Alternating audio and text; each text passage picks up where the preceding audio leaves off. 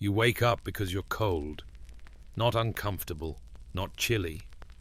Cold in the way that means something has gone wrong in the night. The kind of cold that has weight to it, that has been working on you for hours while you slept, that has gotten into your hands and your feet and the muscles along your spine. You pull the blanket up and there is no more blanket. You already have all of it.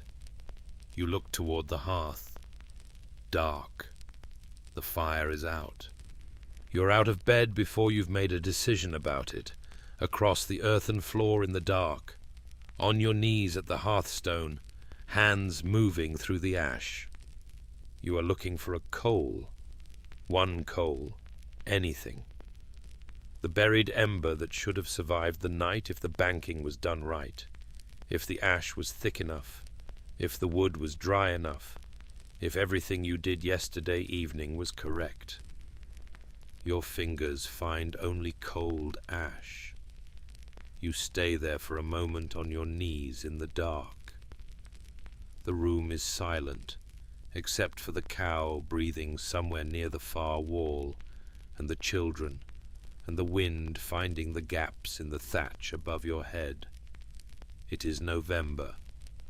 Outside it is not yet dawn, and the temperature has dropped hard overnight, and there is a bucket of water by the door that you will later discover has frozen solid. You have no matches.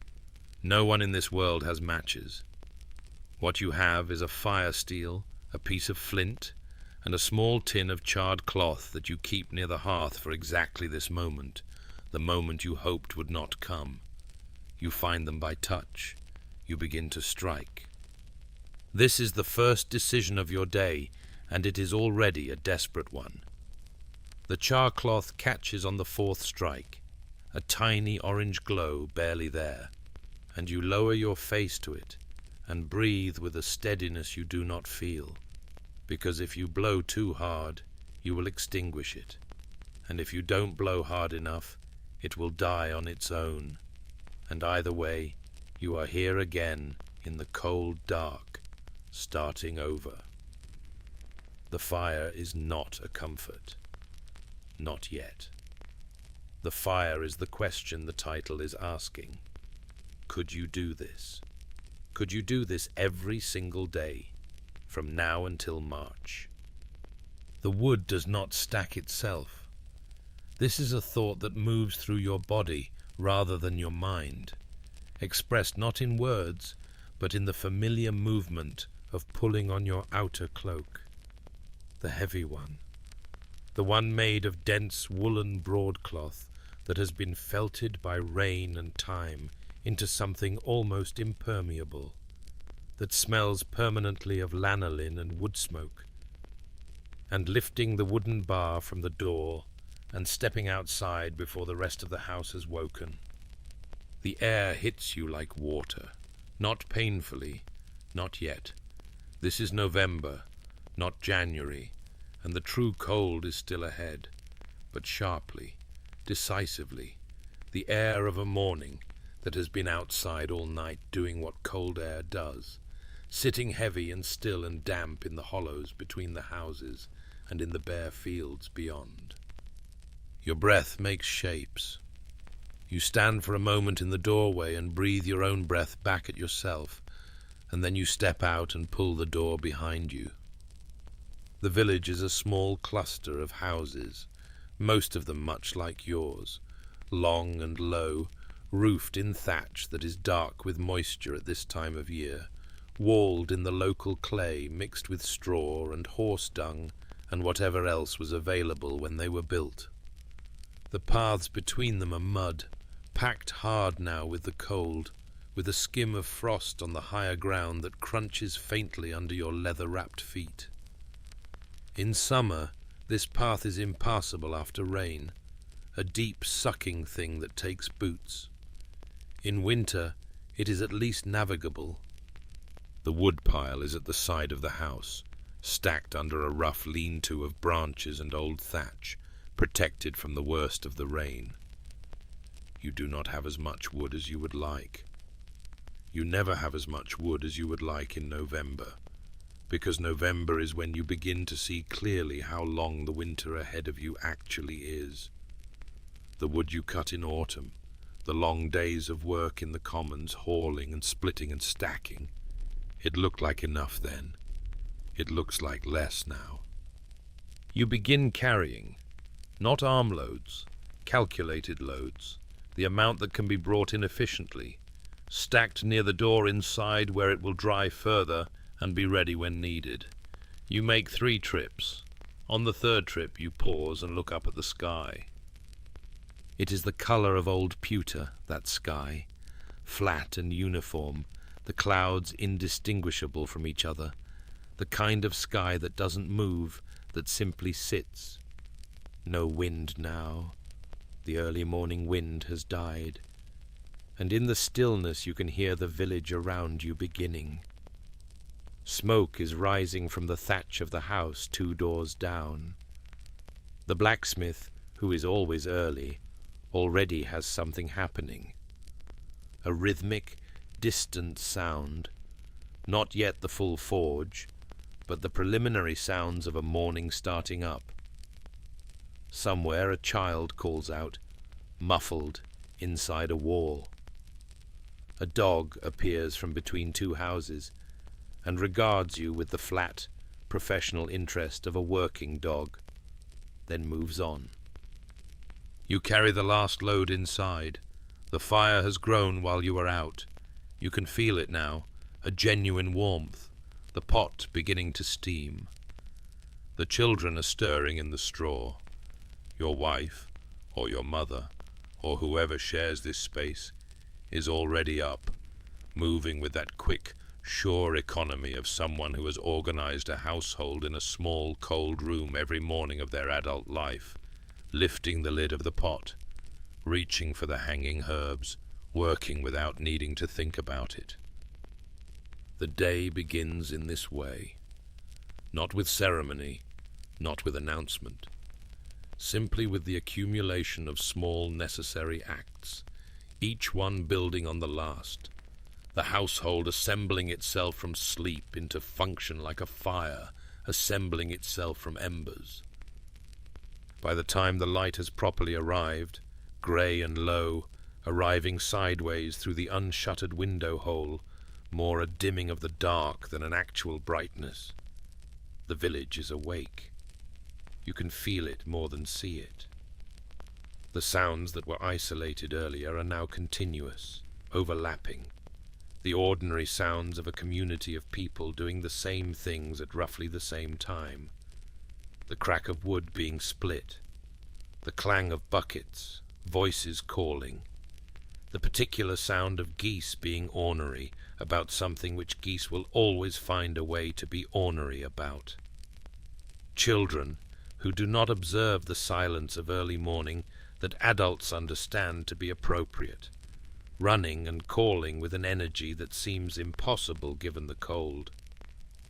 You pull on your 2nd layer, the vest of sheepskin, the wool facing inward, worn against the body, and make your way out again. The well is at the center of the village, such as the center of anything this small and irregular can be said to exist. 3 women are already there, one of them working the rope, the others waiting with their buckets, talking in the low, economical way of people who are cold and have work to do, and have also been talking to each other every day for their entire lives, so that conversation has become a kind of shorthand, understood without needing full sentences. You nod. They nod. You wait your turn. The water comes up cold enough to make your hands ache where it sloshes against them. You carry it back carefully, the weight of it settling into your shoulders in that familiar way, the bucket swinging slightly, the water inside them tilting. This walk, 20 paces, 30, you have made more times than you could count. In summer, it is nothing. In deep winter, it is a small battle against ice and wind and the weakness of cold, stiffened fingers. Today, it is something in between. Today, it is just the walk to the well and back, and then the animals need water, and then there is the question of what needs to be done in the fields. There are always fields, even in November, even in January. The fields do not stop being fields because it is cold.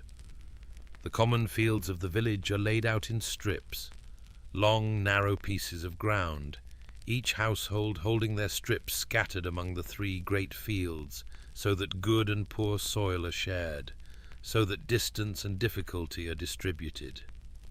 Right now, in the week after Martinmas, the autumn field work is mostly done. The ploughing and sowing of the winter wheat is finished, has been finished for weeks, and what lies in the ground is dormant, waiting, requiring nothing of you right now but trust. The 3rd field, the fallow one, is empty and will stay empty through winter, resting. But the animals must have what remains of the harvest, the turnip tops left in the ground, the stubble grazing, and the hedges want mending where the autumn storms broke through, and the drainage ditches that run between the strips are always silting up, always needing to be cleared, always turning the low corners of the field into standing water if left alone. And there is the Lord's land. 2 or 3 days each week, sometimes more in the hard months when there is work the domain needs done, you owe your labor. Not in money. You have very little money, coins being things you see perhaps 4 or 5 times in a year, but in days. Days of your body doing the work the estate requires, threshing in the barn, hauling timber, repairing the mill race, doing whatever the reeve determines needs doing. You do not choose this. It is the arrangement by which you hold your strips, by which your family has a place here.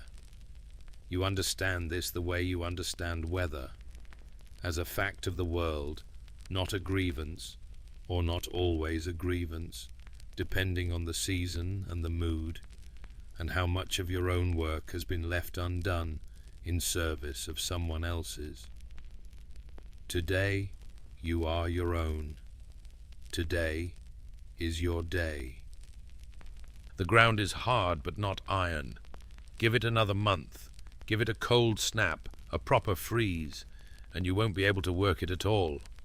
But today you can, and so you are, moving along the drainage ditch with the long-handled spade, cutting away the built-up silt in practiced rhythmic movements, the earth coming up dark and heavy and wet, carrying the smell of everything that has been in it, root and worm, and the slow digestion of years. Your body has its own knowledge of this work. Your shoulders know the weight of the spade at the right distance from the head. Your wrists know how to turn the cut so the soil falls cleanly to the side.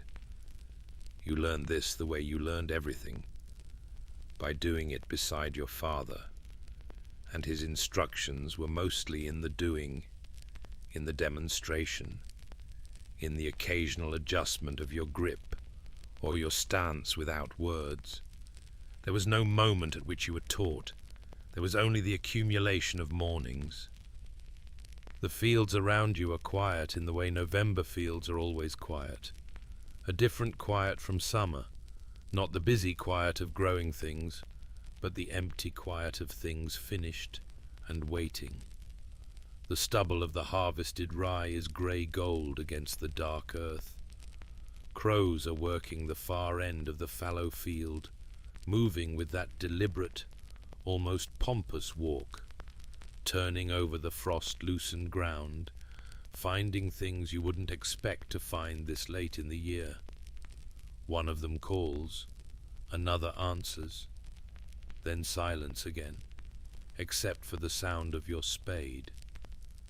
The cold has settled into your hands by now, worked past the rough wool wrappings and into the fingers themselves.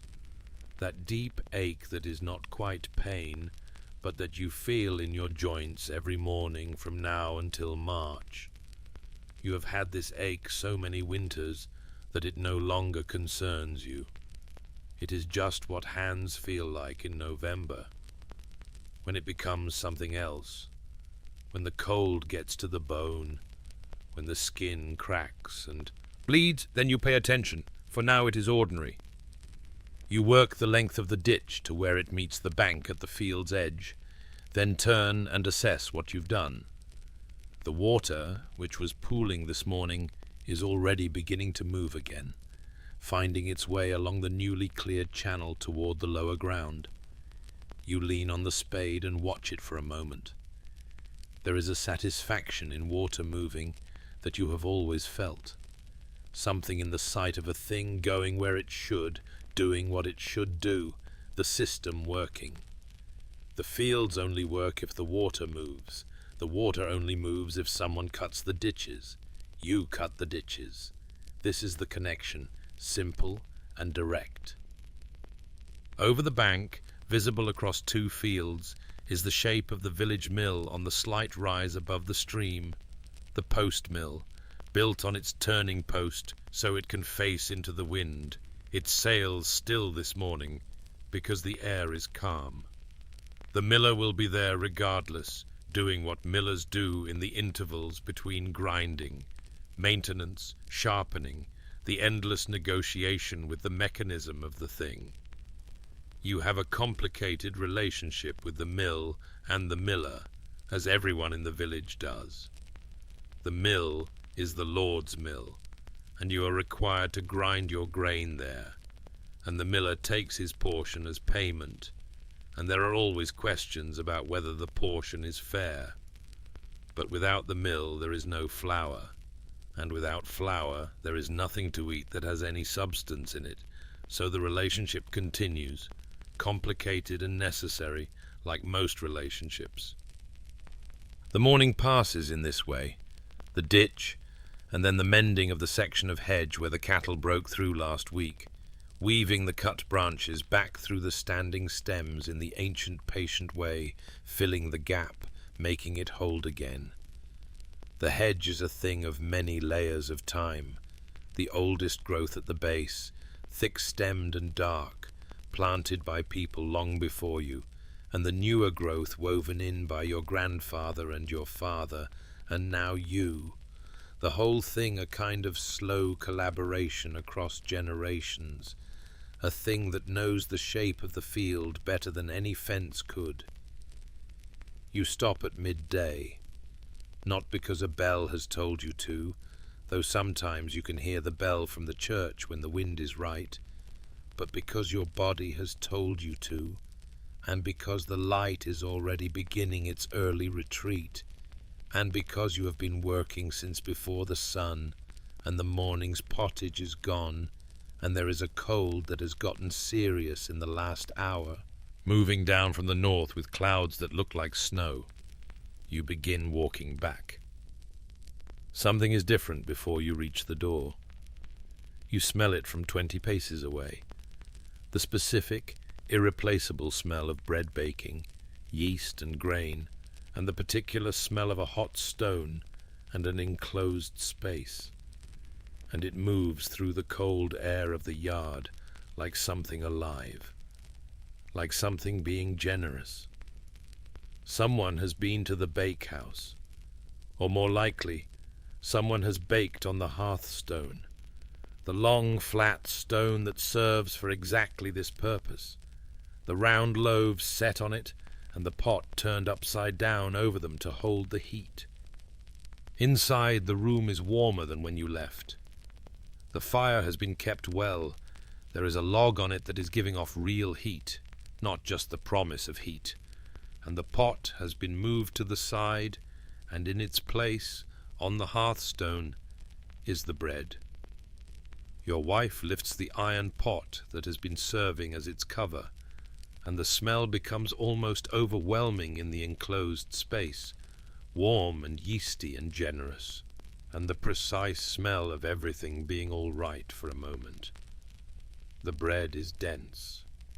It is always dense. The flour is not fine, is never fine, ground from rye mostly.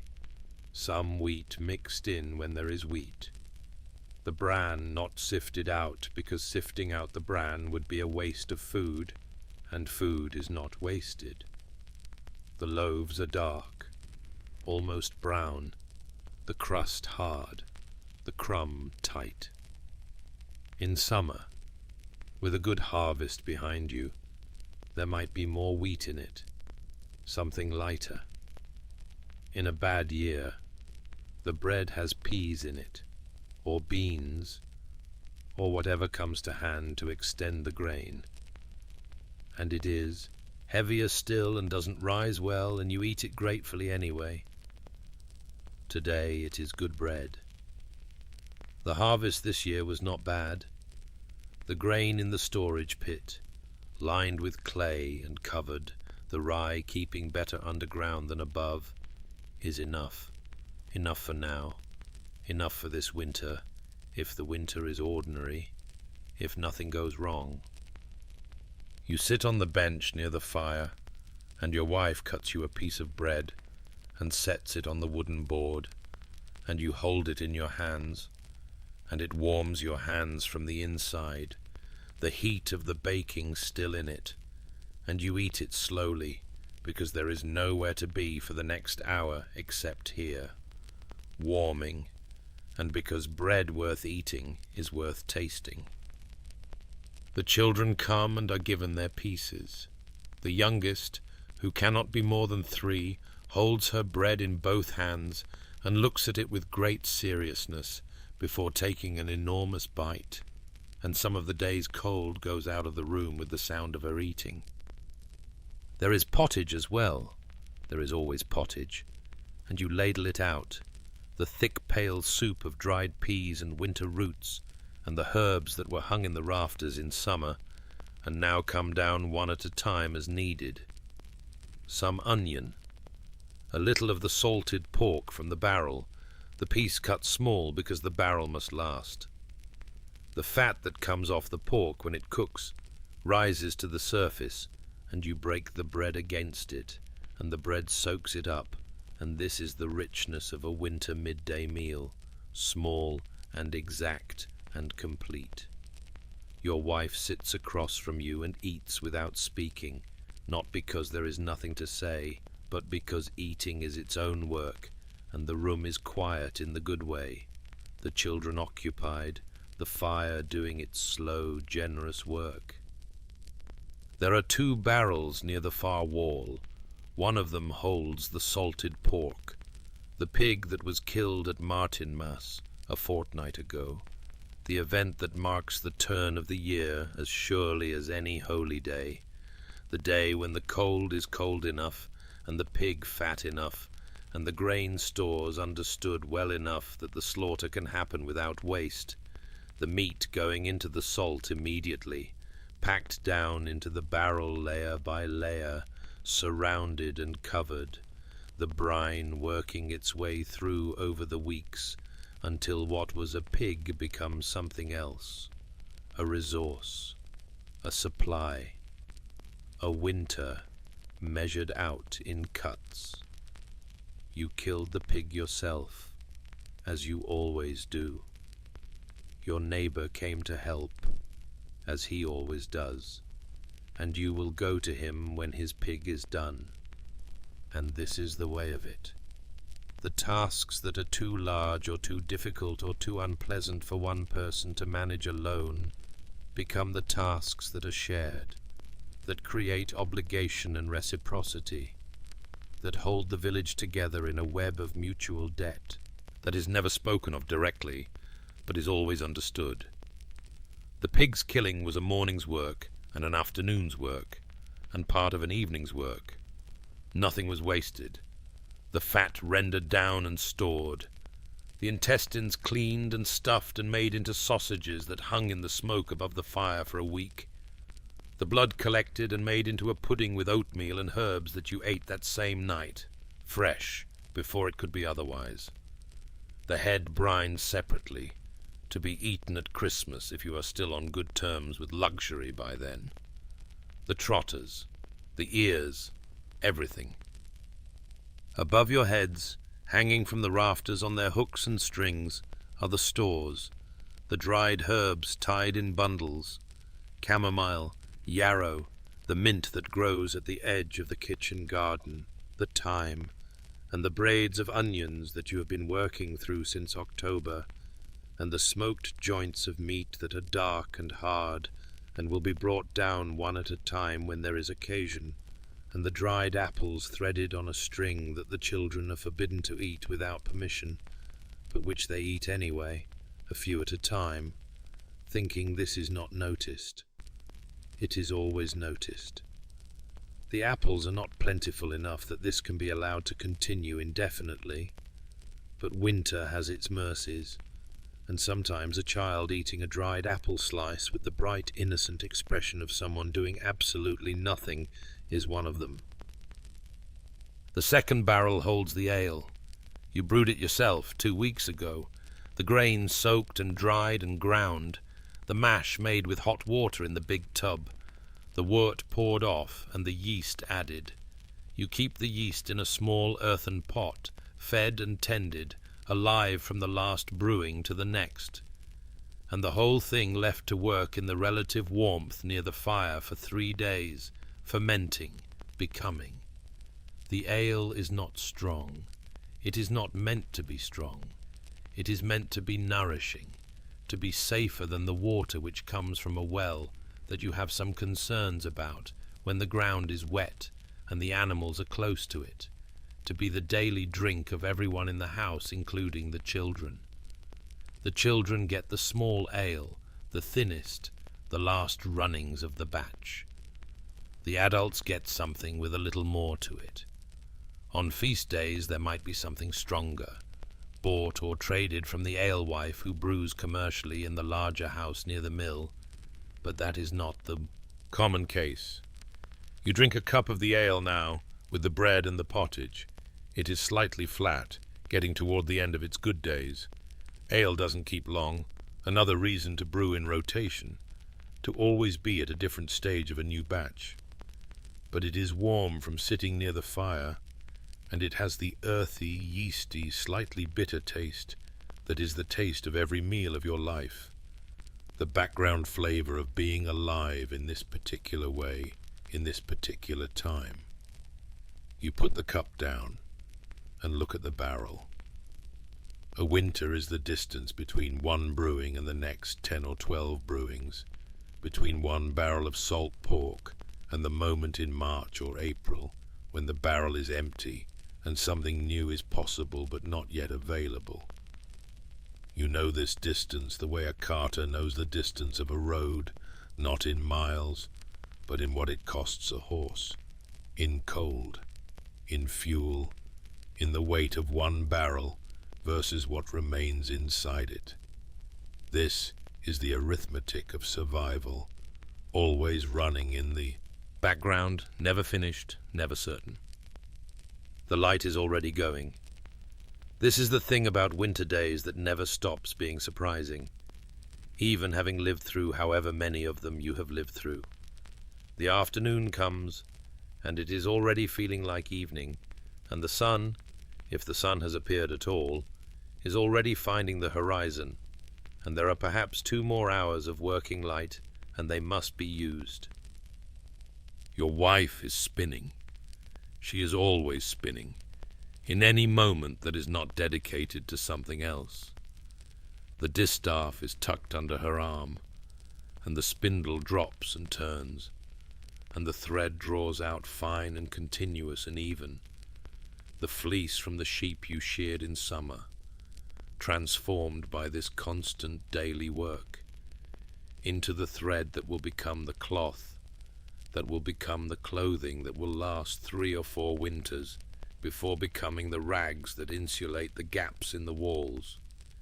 She does this while she talks, while she watches the children, while she stands near the fire and stirs the pot, while she thinks about whatever it is she thinks about. The spindle is always turning.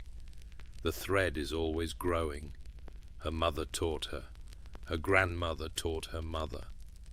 The knowledge lives in the hands, not in any book, not in any set of instructions, in the precise tension of the thumb and forefinger, the exact speed of the drop, the way you draft the fiber to keep it even. She could do it in the dark. She sometimes does, in the deep of the night when a child has woken, and she is sitting by the banked fire waiting for it to settle again, the spindle turning by touch alone. You come inside with the last of the firewood and sit by the window, in the best of the light, with the harness that needs mending. It is the collar for the ox, a heavy thing of stuffed leather, the leather cracked and stiffened from the wet of autumn work, one of the stitched seams beginning to pull apart at the place where the stress always goes, where it always eventually goes, the place you stitched last winter and the winter before that. You bring out the awl and the waxed linen thread, and the bone needle, large, with the thread doubled, and you begin. This is work you can do without thinking about it, which is to say, it is the right kind of afternoon work, the kind that lets you think about other things, or think about nothing, just the pull and the push, and the resistance of the thick leather, and the slow progress of the seam renewing itself under your hands. The collar is heavy in your lap. The fire is behind you, giving warmth to your back. The window light, grey as it is enough for this. The children are in the far corner with something, a piece of rope, a couple of smooth stones, some game with rules that are entirely their own, conducted in half-whispers, with occasional disagreements, resolved at normal volume. The youngest has fallen asleep in the straw, with the boneless completeness of small children, her piece of bread still in one hand, her face entirely at rest. This is the afternoon of a November day.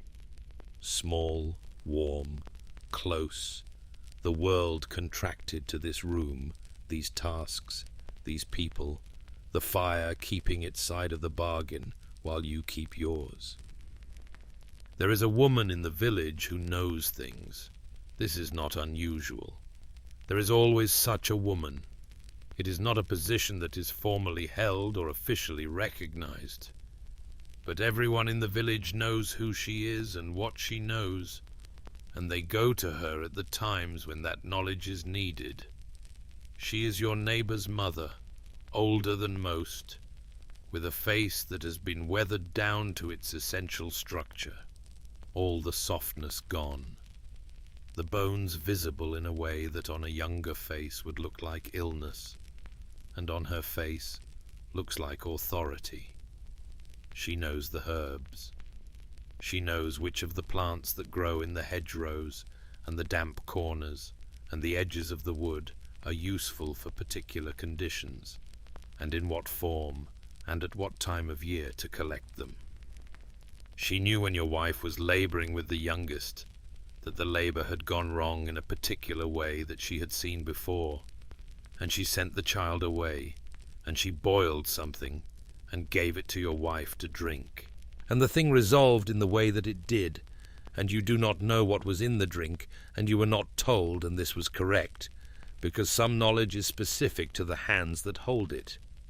She also knows which prayers belong to which saints for which ailments, and these are not in her mind a different category from the herbs. They are all part of the same body of understanding.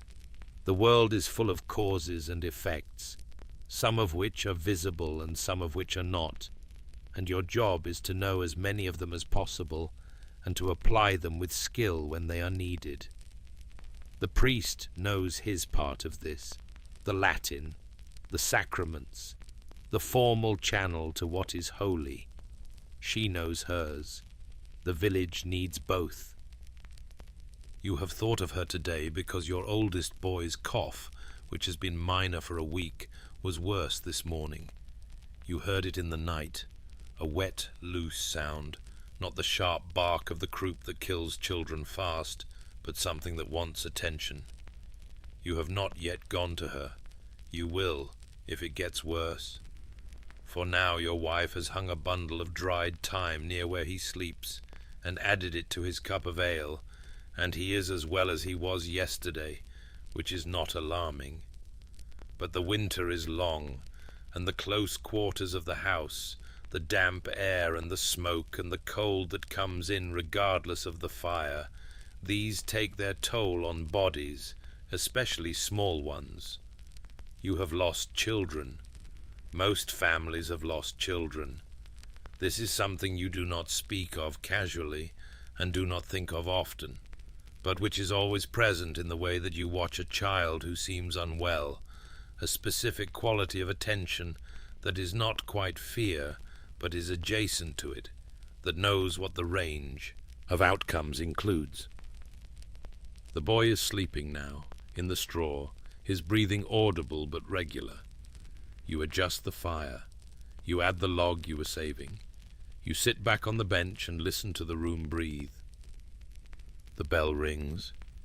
You hear it from inside the house, faint and then clearer as the wind shifts, the single bell of the village church calling the evening prayer. You are not required to attend every office. That is for monks, for people whose life is organized around the hours, not around the fields and the livestock and the firewood.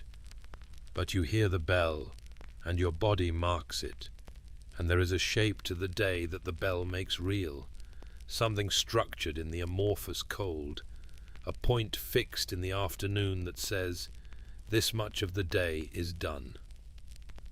You go sometimes.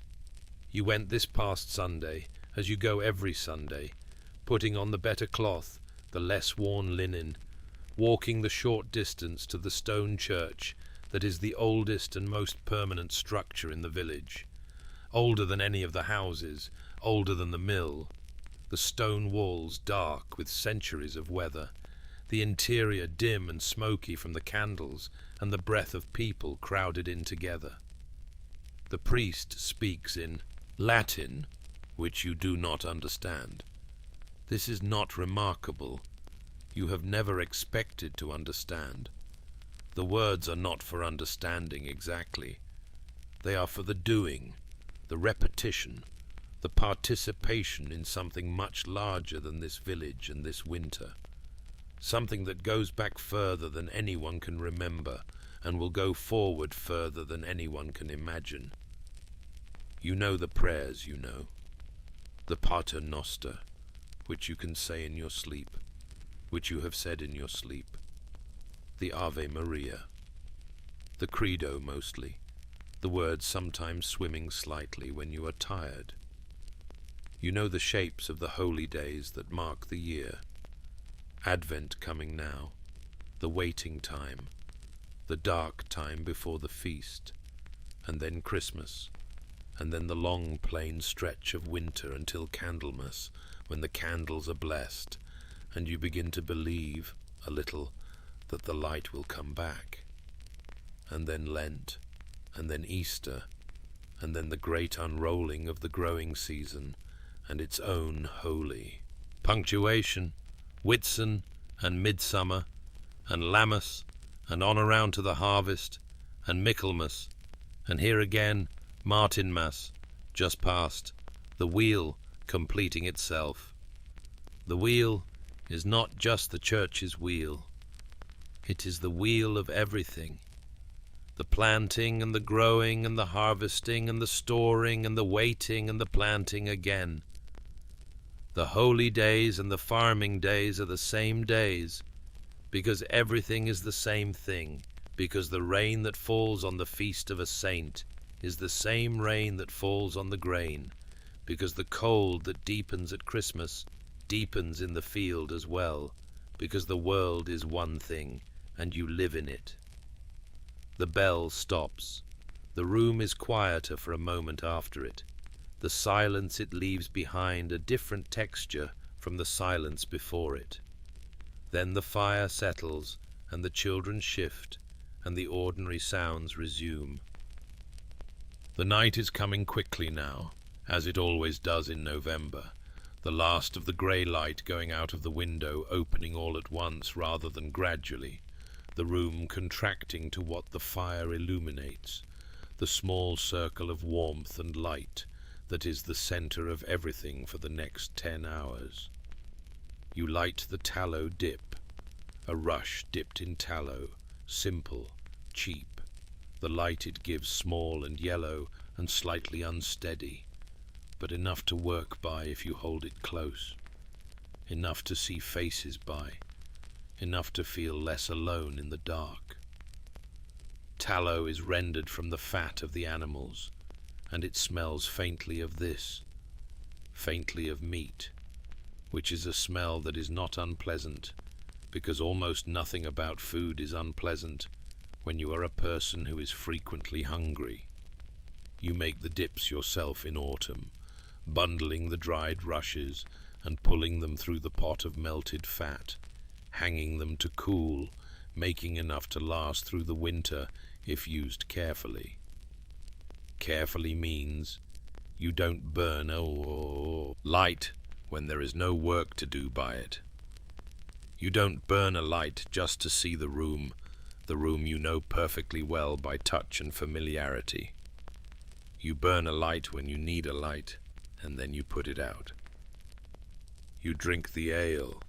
You look into the fire. There is a thing that happens at the end of a November day, when the work is done and the food is eaten, and the dark is complete outside, and the fire is the whole world. You become very simple. Everything unnecessary goes away. The anxieties that exist in the abstract, whether the grain will hold, whether the winter will be long, whether the rent can be paid in February. These things are still real, but they are distant. They are tomorrow's work.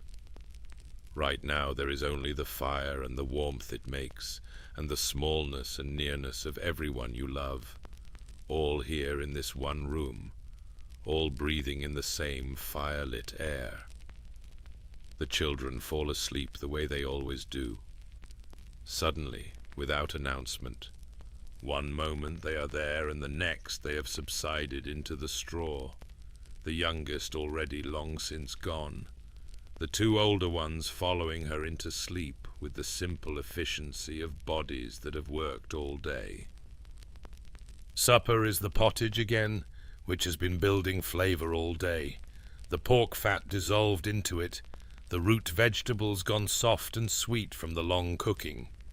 You ladle it out with the wooden spoon into the wooden bowls, and the children come and hold their bowls with both hands and drink from them without spoons, which is fine. You eat with bread, the bread from this morning's baking, which is already less good than it was at midday, the dense rye crumb drying slightly, the crust harder, but still bread, still real, still a thing to be grateful for. Your wife breaks the bread into the bowl, into the broth, where it soaks up the liquid and becomes something softer and more substantial. This is good bread. This is a good enough day. The fire is bright enough, and the food is enough, and the children are not sick enough to worry about tonight, and the wood will last until morning, and in the morning you will do it again. The night is long. This is the hardest thing about winter, that the summer makes you forget how long the nights are. Not long in a frightening way. You are not afraid of the dark. The dark is familiar. You have been in it every night of your life. But long in the way of a thing that must simply be endured, must be sat with, must be passed through before the morning comes. You sit by the fire, and your wife sits across from you, and she is still spinning, always still spinning, the thread going out fine and continuous in the firelight, the spindle swinging slow. You have picked up the ox harness again, and found another section of stitching that needs attention. The fire needs another small piece of wood, added every half hour or so, to keep it at this level, this steady warmth, not burning hot, and then dying but burning careful and continuous. You add a piece. You sit back down.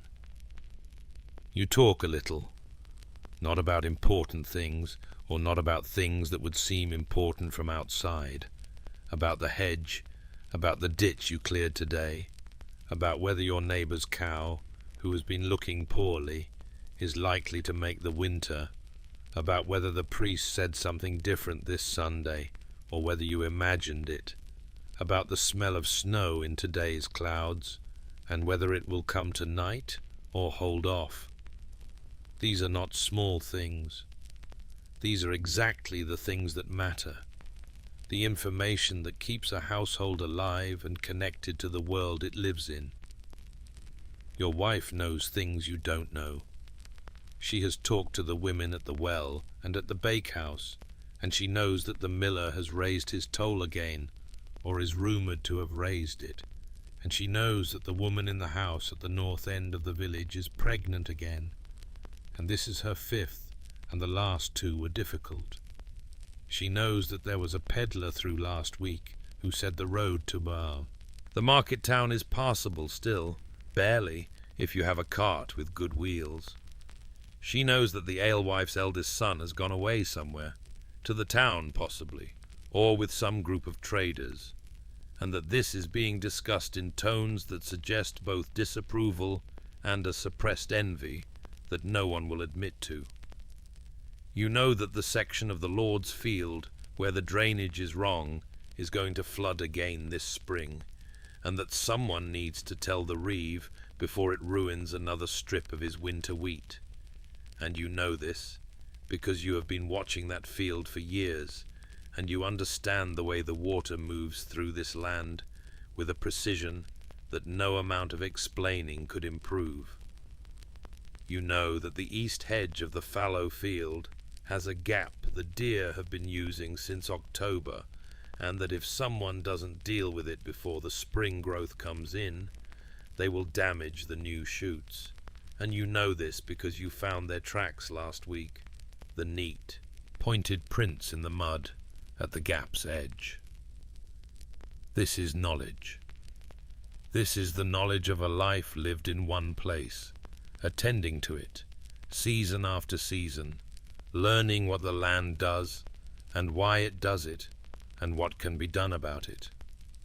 It is not a lesser knowledge because it is not written down.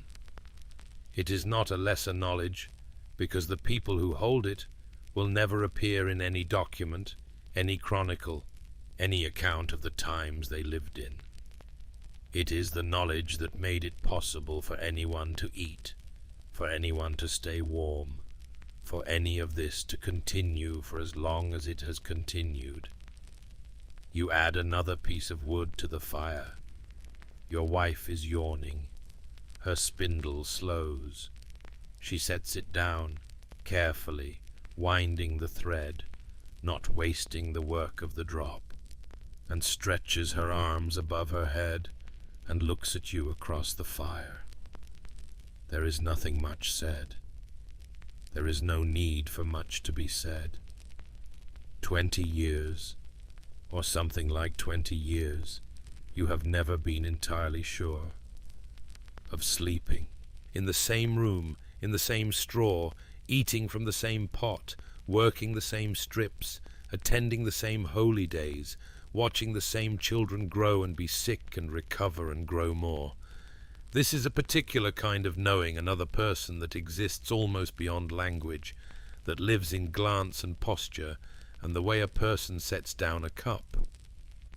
In the deep of the night you wake, not from a sound exactly, or maybe from a sound, but one that has stopped by the time you are awake. So you lie in the dark listening to its absence and try to determine what it was. The fire is lower, but still alive. The room has cooled while you slept. You can feel it in the air above the blanket, crisp and serious. Beside you, warmth. In the far corner, the cows slow breathing, the goats settled, the chickens still. Then you hear it. It is a sound from outside, a single sound, irregular, a branch coming down somewhere in the wood or the hedge, brought down by the weight of the ice that has formed on it. You have heard this sound before. It means that the temperature has dropped hard while you slept, has crossed a threshold, and in the morning the world will be different. The mud frozen solid, the puddles glazed, the water in the bucket by the door having grown a skin of ice, the thatch beaded with frost that will sparkle when the sun comes, if the sun comes. You get up. This is the thing you do, the thing your father did. You check the fire. You add a piece of wood, the larger piece you were saving, the piece that will burn slow and steady through the next 2 hours without needing attention, and you adjust the log and you blow gently on the coals until the flame is established on the new wood, and then you check the door, press it to make sure it is properly sealed, check the shutter that covers the window gap, press the rags that are stuffed around the edges of the frame. The room can be made more or less tight, and you make it more tight now because the cold has announced itself and the fire is your only answer. The cow shifts. You go to her and put your hand on her side and feel her warmth, and she is warm and present, and her breathing is even. The goats are pressed together in the corner, sharing heat. The chickens are still, the huddled shape of them on the low shelf.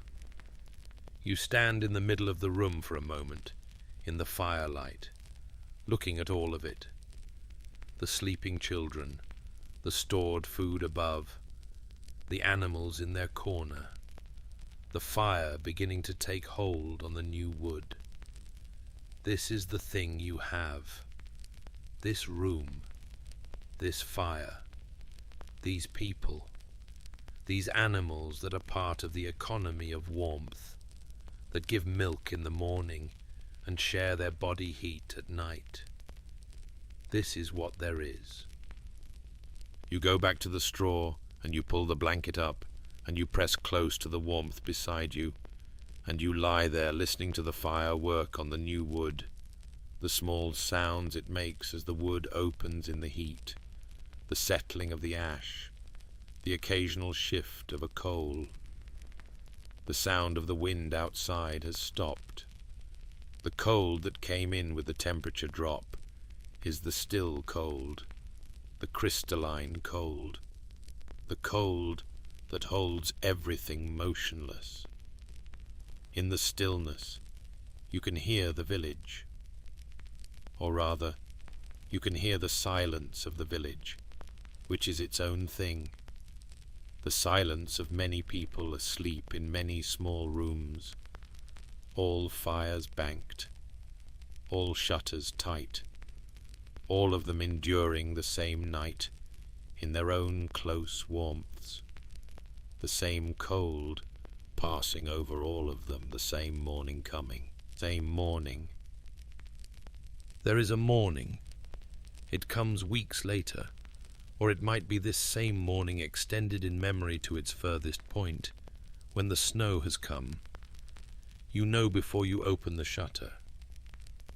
There is a particular quality of light that comes through the cracks, not the grey of cloud or the darkness of heavy cloud, but something brighter and more even, a diffuse white light that has no direction, that comes from everywhere and nowhere.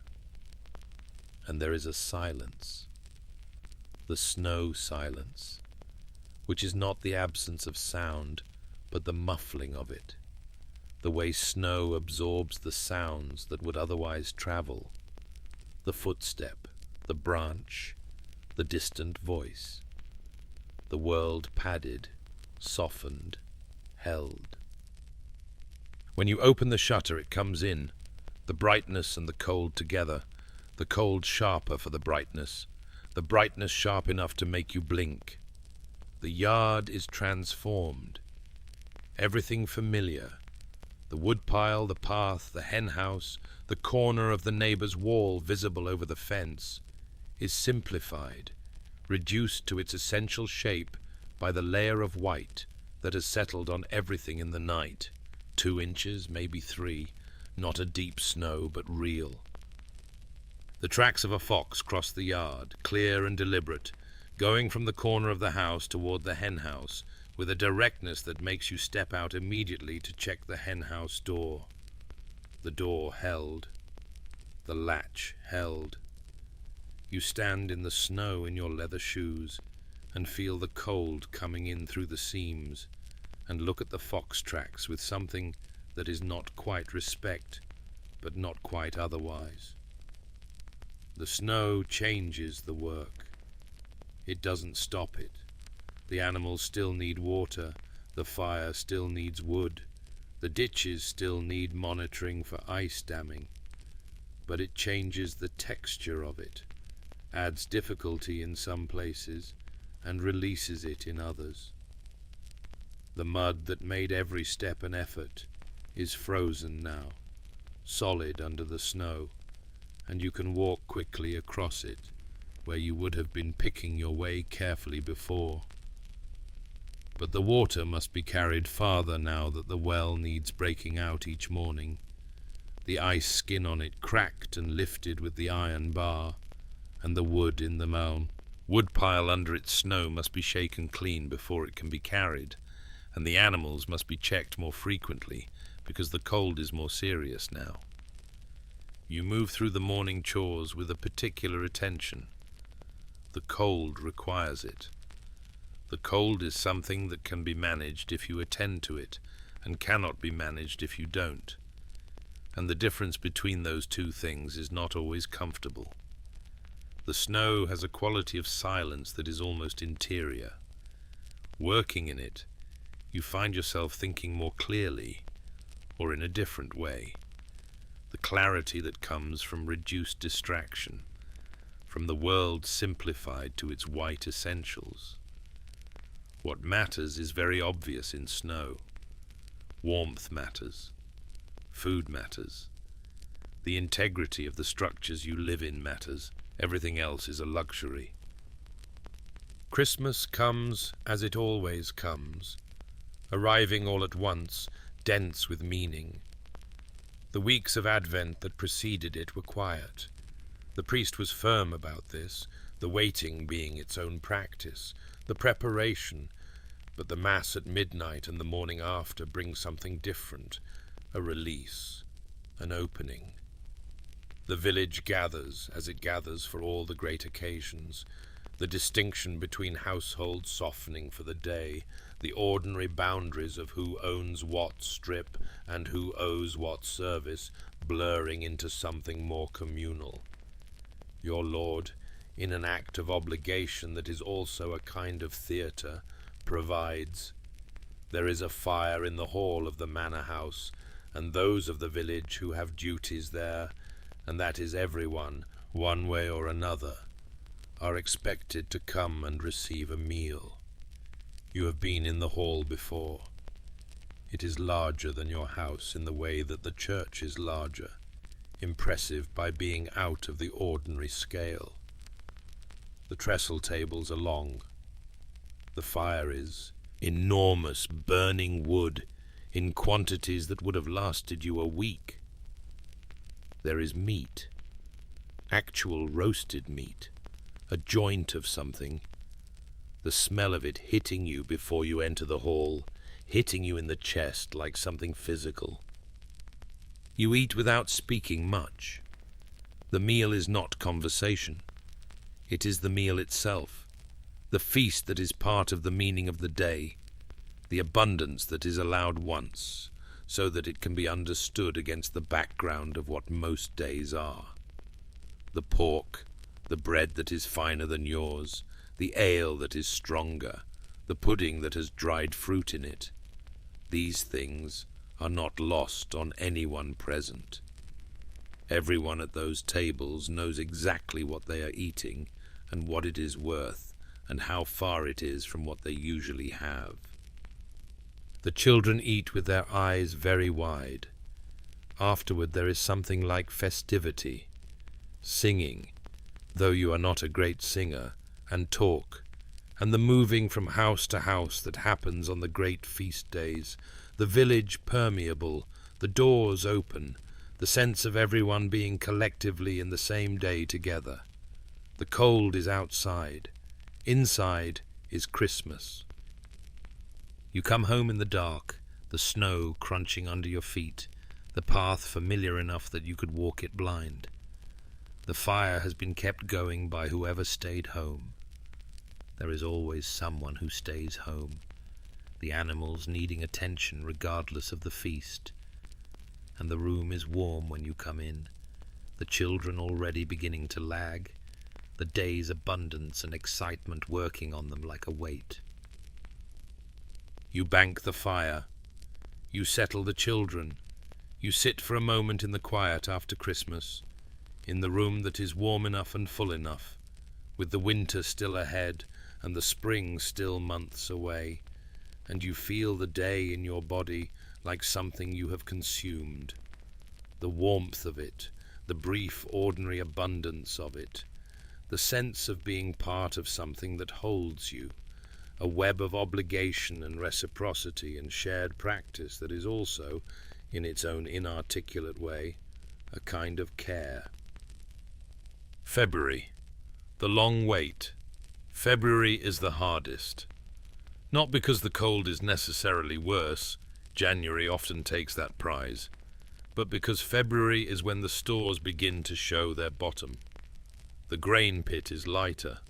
The salt pork barrel has been worked down to the pieces you have been saving because they are too fat or too tough, the ones you have been looking at all winter and deciding to leave for later, and later is now. The dried apples are long gone. The onion braids are down to the last few, and you count them each time you look at them. The cow has stopped giving milk, as she always stops giving milk in the deep of winter, her body conserving itself for the calf she is carrying. The goats give a little still, enough for the children. There is no egg to speak of. The hens, deprived of daylight and warmth, have withdrawn from productivity entirely and spend their time doing what hens do when they are not laying eggs, which is to be ornery and to eat. You have tightened everything. The pottage is thinner.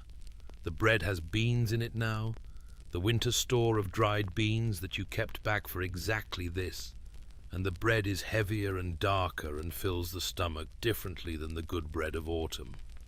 You are eating twice a day rather than 3 times, the midday meal having quietly disappeared by mutual agreement between you and your wife, neither of you announcing it, both of you knowing it is the right thing, the children not quite noticing or not quite admitting to noticing.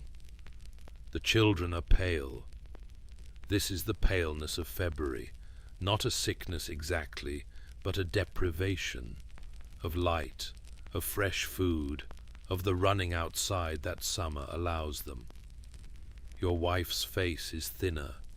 You can feel it in your own body, the slight lightness of a person who has been eating less than they would choose to, a particular hollow feeling that is not yet hunger, but is adjacent to it, that you live with as a constant companion through these months.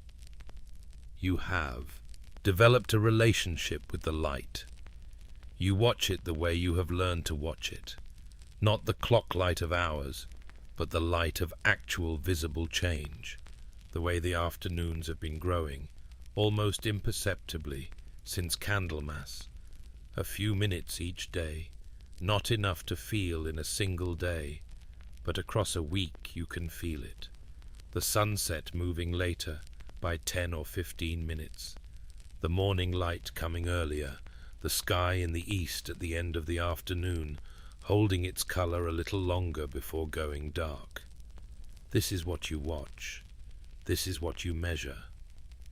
The returning light is the real calendar, the actual schedule on which everything depends.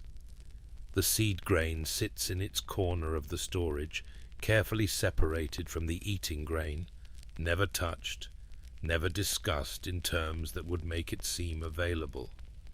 That grain is next year. That grain is the future. You would eat less than you are already eating, before you touched the seed grain. Everyone in the village understands this. The seed grain is a collective commitment to the continuation of things, made in the private arithmetic of each household and never requiring a vote. The illness. It comes in February, as things often come in February, when the body's reserves are low and the cold has been long and the air inside has been breathed and rebreathed all winter. First, the youngest. She is hot to the touch in the morning, hotter than the room, hotter than she should be, and she does not want to eat, and her eyes are glassy in a way that makes your stomach drop with the specific fear of a parent who has been a parent in February before. You wrap her in the extra blanket. You move her closer to the fire. You go to the woman who knows things. She comes without being asked twice. She looks at the child and she touches her head and her throat, and she asks a question or two. What was she eating? When did the heat start? Has she been coughing? And she goes home and comes back with something. A bundle of something dried that she puts into a pot of water and boils over your fire, and the steam that comes off it fills the room with the smell of something sharp and resinous that you can't name, but that feels medicinal, like something serious, like something that means business. She tells your wife what to do with it, how much, how often, what to watch for that would mean it's worse, and what would mean it's better. And she leaves, and you and your wife do what she said, all of it, precisely. The child is sick for 5 days. On the 2nd day, you are frightened. On the 3rd day, you are very frightened, lying awake at night beside the hot small body and listening to her breathe, each breath counted, each breath a relief. On the 4th day, she drinks something without being persuaded. On the 5th day, she eats a small piece of bread soaked in broth and looks at you with eyes that are no longer glassy and asks where the chickens are. The chickens are where they always are. You go outside and breathe. The air is cold and real, and the sky above the village is the clearest blue it has been all winter. The blue of late February, when the air has been washed clean by the last snow and the cold is still hard, but something in it has changed, some quality gone out of it, as though the cold has been making an argument all winter and has finally run out of things to say. You stand in the yard and breathe the cold air, and you are not aware of crying, except that your face is wet and the cold is turning it cold. Then you go inside, because the fire needs a piece of wood and the pottage needs to be stirred. The light returns. March comes like a rumor of itself. The first sign is not the temperature. March can still freeze, still bring a week of snow that looks cruel after February's near end. But the light. The light is irrefutable. It comes earlier every day now, and it comes with a different quality. Not the thin, flat, overhead light of midwinter, but something more angled, more golden, longer in the shadows it makes. In the afternoon, it falls through the window opening at an angle that it has not fallen at since October, and it crosses the floor in a bar of something approaching actual warmth, and the youngest child finds this bar of light and sits in it and looks up at you with an expression of complete satisfaction. The ground is still hard. The mud is still frozen in the morning and half-thawed by afternoon, making the paths unreliable, making every step into the field an exercise in reading the surface. But the blackbirds have started. This is the thing you listen for, the thing you have been listening for since Candlemas, the first full song, not the abbreviated winter chip, But the whole thing, the long, elaborate, slightly showing off song of a blackbird on a high perch in the early morning, the song that says something absolutely specific about what is coming. You hear it on a morning in the second week of March before the sun has cleared the trees at the edge of the wood, the blackbird on the chimney of the mill singing his long song into the cold air. You stop walking. You stand in the yard with your bucket in your cold hands, and you listen to the whole song, all the way through, beginning to end. Then it stops. Then it starts again. Different phrases this time, improvised, elaborated, the bird apparently just discovering what it's capable of saying. The cow gives a little milk this morning, the first in weeks, her body beginning to come back, beginning to turn toward the calf she will have in April if things go as they should.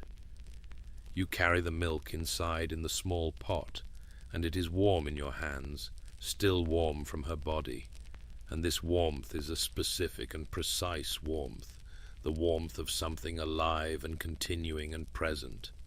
The seed grain will go in the ground in 3 weeks, or 4, when the soil is ready. You know when the soil is ready, not from a calendar, but from the soil itself, from putting your hand in it and feeling the temperature and the texture, the way it crumbles or clings, the readiness of it. Your father put his hand in the soil to know this. His father did. The knowledge is in the hand now. The day is longer than it was. The day is long enough now to hold more than survival in it. Long enough for a child to play outside for an hour in the afternoon without getting cold. Long enough to carry in the back of your mind the thought, not yet a plan, just a thought, of what goes where this year, and what the fallow field needs, and whether the rye did better in that lower strip last summer, or whether it was just a good year generally. The thinking of a farmer beginning to think about the land again is a different thinking from the thinking of a person surviving a winter. The winter thinking is narrow, deliberate, focused on the distance between now and later, between what you have and what you need. The spring thinking is wide and forward-looking and full of something that is not quite optimism. You know better than optimism, but is the clear-eyed practice of someone who is going to try anyway, who is going to put the seed in the ground and tend it and see what the year does. You will see what the year does. The body remembers. Your hands, when the cold starts to go out of them, ache. This is not a bad ache. It is the ache of things that have been contracted for months, beginning to ease. The ache of blood returning to places that have been cold careful all winter. You flex your fingers, and they ache, and you flex them again, and the aching is not unpleasant, is almost a kind of reporting back, a signal from the body that says, still here, still present, still capable. Your back aches in the way it has ached every morning since October, the ache of a person who has been bent over ditches and spades and cold animals and firewood for months, the ache that will not leave entirely until you are warm for long enough, which will not happen until summer, truly happen. You have accommodated this ache. You carry it like you carry your coat, as part of what it means to be outside in this world, working this ground. You are thinner than you were in September. You can feel it in the looseness of your belt, in the way your face feels when you run your hand across it. The hollows more pronounced. The children are thinner. You are all thinner. By summer you will be less thin, the new growth bringing new food, the diet widening as the season opens.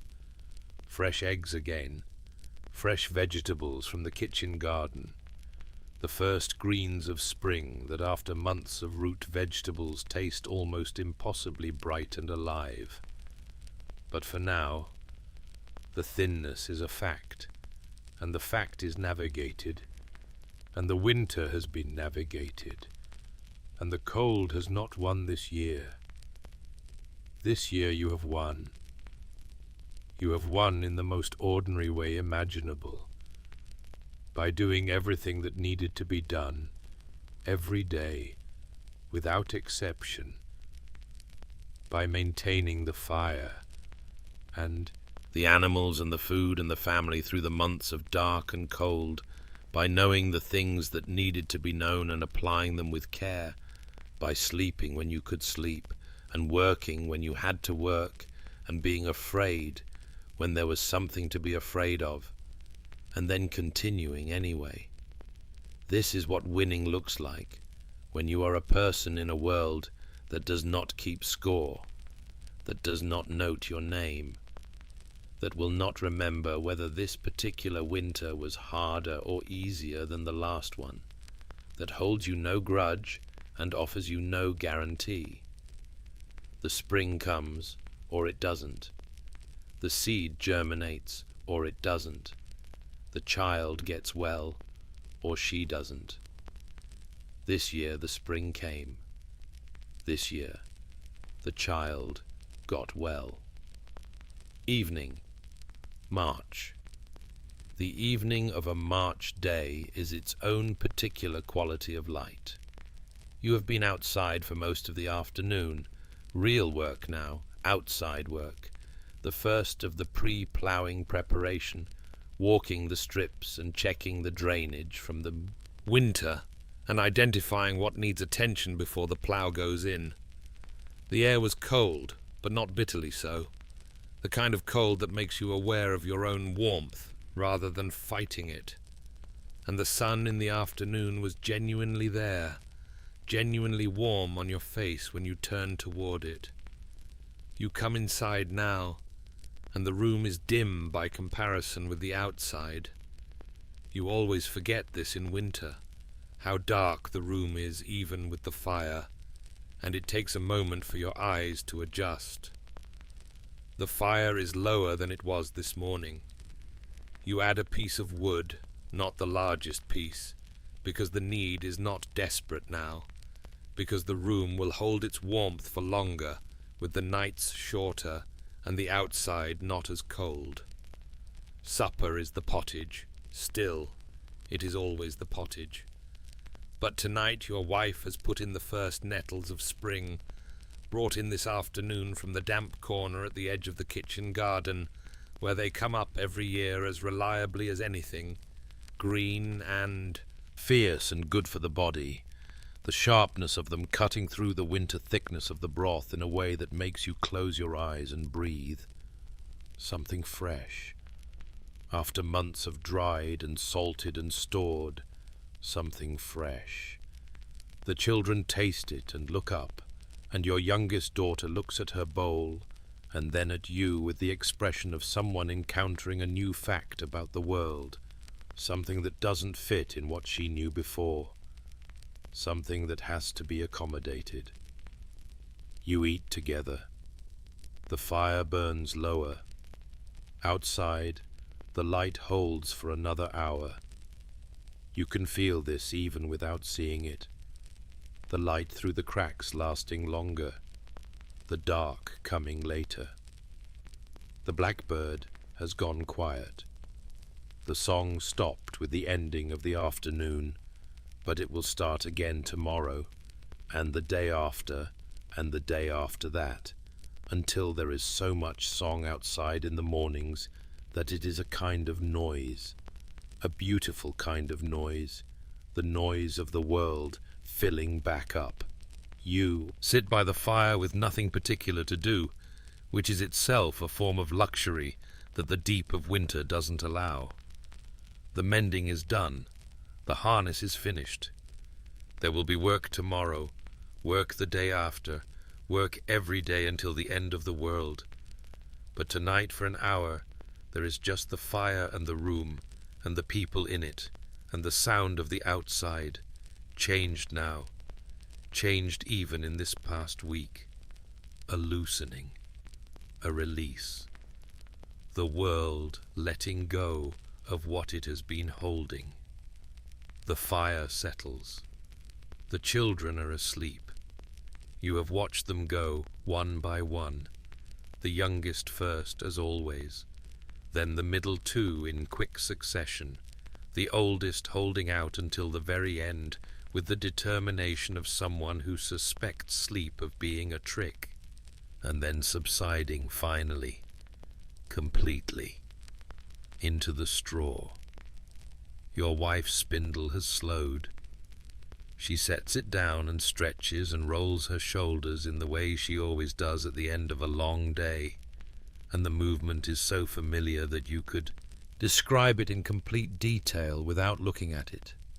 The exact motion of her arms, the sound her joints make, the expression on her face before she looks over at you.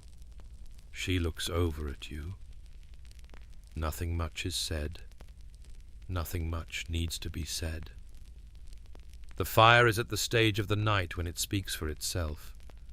A deep red core with a blue edge, the log mostly consumed, the ash building at the edges. The light it gives softer now, darker, casting the room in a warmth that is more felt than seen. The smoke rises in the familiar column toward the hole in the thatch above and out into the March night, which is cold but less cold, which has in it now the possibility of morning coming reasonably quickly. You sit for a while longer. The goats settle. The cow shifts and breathes. The chickens are a still shape in their corner. The fire makes a small sound, a settling of the coal, a small release, and then is quiet again.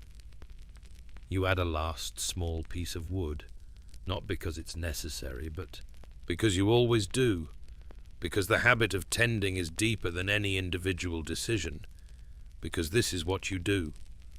The small piece catches and holds and burns quietly. Your wife is already half asleep on the bench, her head tilting.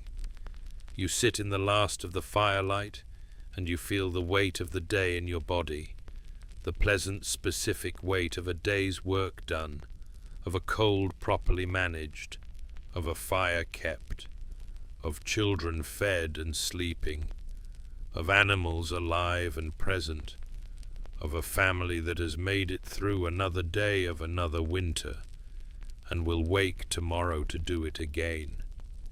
You bank the fire. You cover the coals with ash the way your mother showed you, carefully, the way you will show your children when they are old enough to do it themselves. The technique that keeps something alive through the night that would otherwise go cold. You lie down in the straw. You pull the blanket up. Beside you, warmth. Above you, the dried herbs, the stored onions, the roof that has held through. Another winter. Outside the night, but the night is shorter now, and the morning when it comes will come with light.